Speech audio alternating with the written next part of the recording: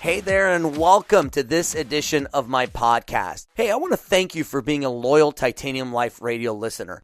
I really appreciate the fact that you join in twice a week to listen to me talk about these different topics. And I know that you guys are out there applying these things because I'm getting feedback from people about how life-changing Titanium Life podcast has been for them. And it just means the world to me that you guys are out there putting this stuff to use and coming back to me every week, twice a week, to get more knowledge. So thank you, and I want you to know how committed I am to helping you in every way possible. So today, as we talk about this concept of this caveman theory, I want you to understand so much of what I talk about is based on this caveman theory. In fact, a lot of what I talk about in business and relationships and fitness and health and all of it comes down to this. So let's get started without taking any more time. Here's what I want to make sure you understand. Number one, regardless of your beliefs about evolution or whatever you want to think about, the science here is factual. And the things I'm presenting to you, it doesn't matter whether you believe in evolution or not. The reality is that 4 billion years ago is when the first organisms appeared on the planet. Okay, that's the first thing. There were bacteria and things like that. 7 million years ago is the first Homo sapien appears on the planet. What is that? Homo sapien, in this case, these were our ancestors. Now, they're not like us, okay? But they were sort of like us. They kind of look like us. And you've seen the pictures and things like that. You know, they looked different and they acted differently, but they were kind of like us. These are our ancestors. But 200,000 years ago is when human beings as we are today appeared on this planet. Only 200,000 years ago. And what I want you to understand is this. If I were to go back and get a baby from 300,000 years ago, and I brought that baby back, and I had a family today raise that baby would not be like we are, because human beings, as we know them today, have only been around for 200,000 years. However, if I were to go back 198,000 years, and I would go back and get a human being, a little baby, infant, bring it back and put it with a family here today in the United States, and have the family raise this child would grow up to be no different than any other human being. It wouldn't have any more or less hair. It wouldn't look any different. It wouldn't be more or less intelligent. It would be almost exactly as we are today. Essentially, it would be exactly as we are today, because 200,000 years is nothing in terms of evolution, and human beings have not really changed much in that time. Right? We certainly haven't evolved into a different organism. So what I want you to understand is in these 200,000 years, there's a lot that has changed in the world, but our genetics have not changed. And most of those changes have happened very, very recently. If you think about it, 10,000 years ago, human beings were about the same as they were 200,000 years ago. We were living in caves and in villages, right? We were going from one place to the next. As we used up the resources in one area, we would pack up and move and go to a new area. And we would go to there. And typically it'd be places where there were these riverbeds. And we would be near rivers where we could get water. We'd have food and animals and all that stuff. We'd tap into all the resources. And when the resources ran out, we'd go somewhere else. And you see, somewhere around 10,000 years ago, agriculture was born. And what agriculture did is it allowed us to stop being nomads. Now we could stay in one place. Why? Because we learned that, let's say if you have some cows, instead of killing the cows and eating them, what you could do is you could keep these cows and then use their milk so that you could get food that way.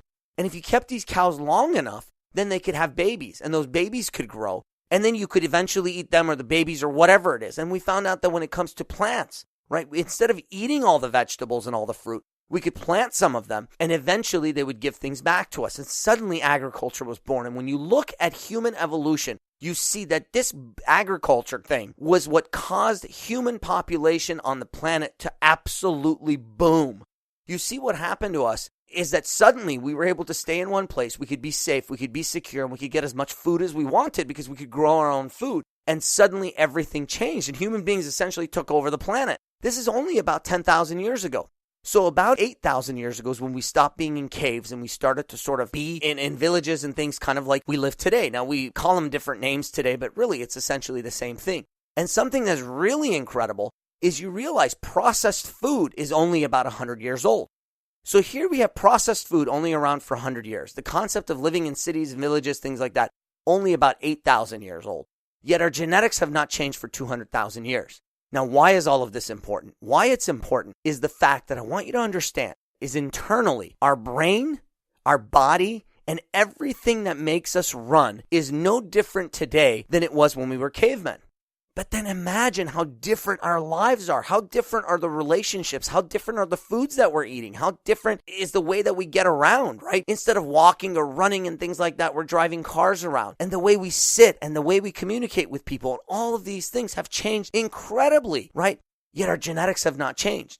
So we're the same people we were 8,000, 10,000, 200,000 years ago, yet the world around us has changed immensely. So what you got to understand this caveman theory, because it allows you to see how your body works. Now, one example of this is the way that our bodies work during fitness. So for example, what people do is they go to the gym and they sit there and they do the bike or the treadmill for 2 hours. Now you have to look at life as a caveman and understand what signal does that send your brain as a caveman? When would a caveman have walked slowly, right? Or been somewhere where they were getting a slow, steady kind of cardiovascular exercise for an extended period of time? Well, the time it would happen is when a caveman was stuck in the desert somewhere and had to go for hours and hours walking. Well, what should your body do? Think about it. For a caveman to survive, what would the internal mechanisms of the body have to do? Well, number one, it would have to slow down your metabolism, because if you're in the desert or you're going for a long walk, a long hike somewhere, your body doesn't want to waste calories, because if you waste calories, man, you're going to end up dead, right? And so your body would slow down. Now, would your body want to be excited and energetic? No, that's the worst thing. If you're going for a long trek or if you're going to be walking a long way, you want your body to slow down and calm down, right? Now, is this a stressful situation? Yes, of course it is. If you're in the desert and you're trying to get out, it's stressful. So guess what? Your stress hormones increase. And today we see the same exact thing. People go get on a treadmill to try to lose weight, but it doesn't work. Why? Because your body's programmed to see that as, oh my gosh, we're starving to death in the middle of the desert. And guess what it does? It slows down your metabolism, right? Now, there are some advantages to walking and things like that, but what's even better is this. Look at what the caveman used to do for exercise. Well, a caveman wouldn't go do exercise, but a caveman had to hunt, right? Or gather. Either way, it's the same concept. But let's think about hunting. If you're out there hunting, how do you hunt? See, it's these short bursts of high intensity exercise. Like they would go out, the caveman would be out, and then it would see an animal that it wanted to go after, and it would go fast, go, very, very high intensity for a short burst. And it would either get the prey or it wouldn't, but then it would stop and rest. And then it would go very, very intense again, and it would go and it would stop, right? It was sprints, right? It was a bunch of sprints followed by sitting down.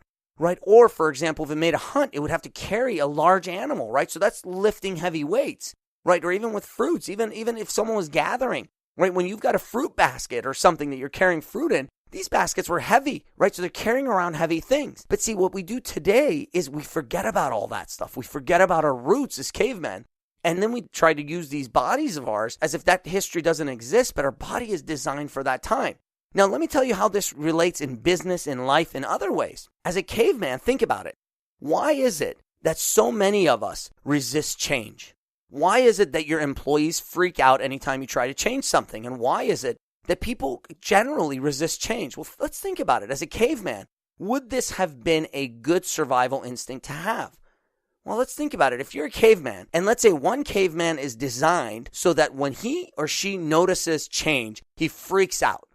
Well, there's another one who, when he notices change, he doesn't really care much.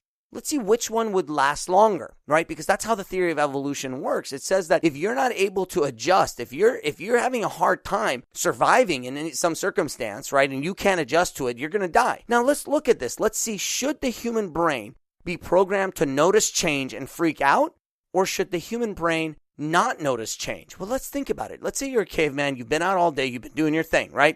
You come back and you get into the cave. And as you walk into the cave, let's say a couple of things have moved around in your cave. They're not where you left them. Would it be advantageous to notice that things have moved around? Absolutely. Because if things have moved around, it means that someone may have come into your cave, which means they could still be there, right? And they could be there to attack you. So you better be on guard. You want to make sure that when you come back to your cave, things are exactly the way you left them.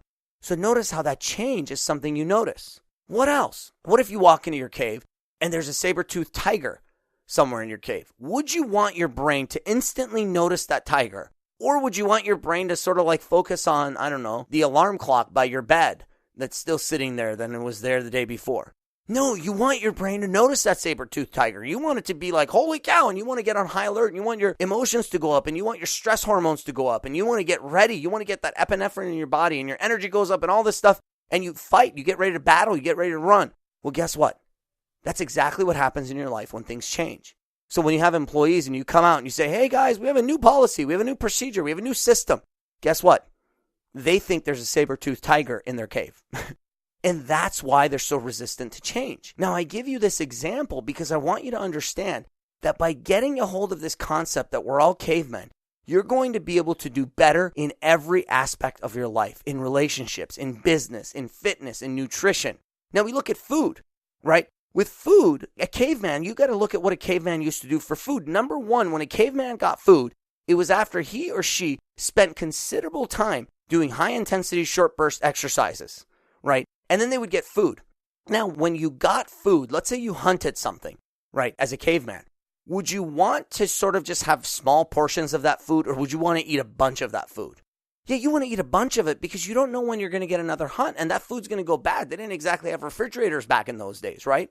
So your body is designed, when you put food in front of your body, it's designed to eat as much of it as it possibly can because it is afraid you're not going to make another hunt for 20 days. So here's what you got to do. The next time you're sitting down at dinner and you're eating, understand that even though your stomach is full, your body is still craving more because it wants you to eat more food. Now, if you were to stop eating for 10 minutes, suddenly what you would see is your appetite goes away. It's an amazing thing, right? As long as you're not eating a bunch of crappy food, by the way. But if you're eating normal, healthy food, after about 10 minutes, your appetite completely goes away. Why is that? Because your body is designed that after you eat what you hunted, you don't want to still be hungry. However, while you're eating, your body is designed to overeat. It's incredible, right? Because today in our society, we don't need to overeat because the next meal is just a few hours away. But even though you may be 50 years old or 40 years old, 30 years old, however old you are, your body can't overcome the genetics of hundreds of thousands of years or millions of years of being a caveman where whenever you got food, that was probably going to be the last thing you had for a couple of days. So your body still wants to eat as much as it possibly can, but there's no need for that. So what you do is you let the intelligent part of your brain overcome the parts of your brain that are purely instinctual.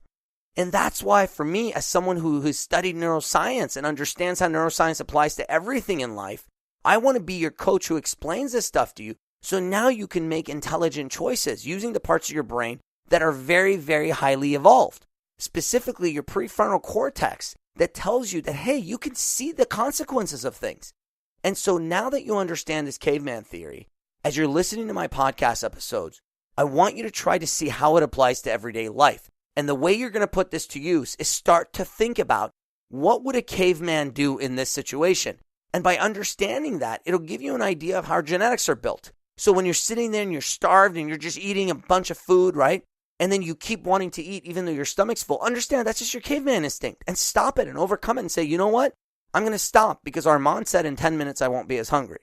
Wait 10 minutes and then watch what happens. You won't be as hungry, I guarantee you. And you'll suddenly start eating half as much every meal because you'll understand this concept. Or when you go to work out, don't go do hours and hours of cardio. You're destroying your metabolism. In fact, most marathon runners, when you look at their bodies have way more fat on them than regular people even do, or sprinters do. Now you're going to say, no, Armand, they're skinny. Yeah, but look at their bodies. Look how much fat their body is storing. For the little tiny bit of weight that they have, they are all very, very high in fat because their body has been designed to basically be in the starvation mode. So most marathon runners have very, very slow metabolisms, right? So if they were to actually go and eat normal food for a week, they would gain massive amounts of weight. Yet you take someone who's a sprinter, someone who does weights for short bursts, high intensity, and that person has some bad food and it doesn't affect their bodies much. It's incredible. So you get away with a lot more. And if you understand this in business, in your relationships, in everything that you do, you start to realize how incredibly powerful this is. So today I'm giving you this information because it's what so many of the things I talk about are built on, right? Learn this caveman theory and understand that inside that's what we are, and watch every aspect of your life go to another level because this system applies to just about everything. And this is not just some theory, it's fact. Our genetics have not changed for all those years. We are essentially the same as we were 200,000 years ago, yet our lifestyles and the world around us has changed immensely. Hey, thank you so much for being with me. And remember, even as a caveman, always lead with your heart.